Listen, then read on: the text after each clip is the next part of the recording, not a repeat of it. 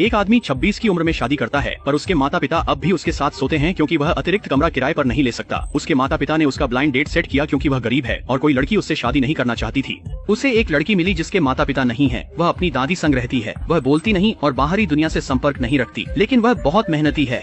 वह हमेशा घर साफ रखती है। दादी ने उन्हें उसे बेटी की तरह मानने को कहा। वह लड़की से बहुत खुश थी। उन्होंने तुरंत जिम से शादी का फैसला किया। शादी की रात जिम बस साथ सोने की सोच रहा था, लेकिन उसके माता पिता ने उसे अगले 5 दिन इन बातों से दूर रहने को कहा क्योंकि कैलेंडर में कोई सही तारीख नहीं थी। जिम इतना गुस्से में था कि उसने चादर फर्श पर डाल दी और सो गया। अगले दिन जिम का व्यापार करने का मन नहीं था। जब उसके दोस्त पीट को पता चला कि क्या चल रहा है, तो उसने एक शानदार विचार सुझाया। उसने उसे बहू का ध्यान खींचने का तरीका खोजने को कहा और फिर सब ठीक हो जाएगा। इसलिए रात को सोते समय जिम ने जोर से खांसना शुरू किया, लेकिन उसकी बहू ने कोई प्रतिक्रिया नहीं दी। इसके बजाय उसे माँ से डांट पड़ी। जब बहू खाना बना रही थी, जिम ने फिर से उसकी कमर में चुटकी ली, लेकिन जब उसने मुड़कर देखा तो माँ उसे घूर रही थी।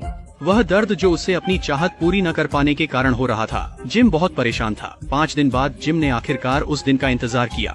उसने बिस्तर पर फूल बिखेर दिए। माँ ने उसे लड़की के साथ कोमल रहने को कहा। उसने बिस्तर समेटा और चली गई ताकि वे साथ समय बिता सकें। जिम ने पत्नी से बहुत प्यार भरी बातें की, लेकिन उसकी बहू की अभिव्यक्ति कुछ अस्वाभाविक थी। जिम के तीव्र हमले के सामने वह असहज महसूस करने लगी। जिम ने कहा कि भले ही वह बदसूरत था, लेकिन वह कोमल था और लड़की का ख्याल रखेगा।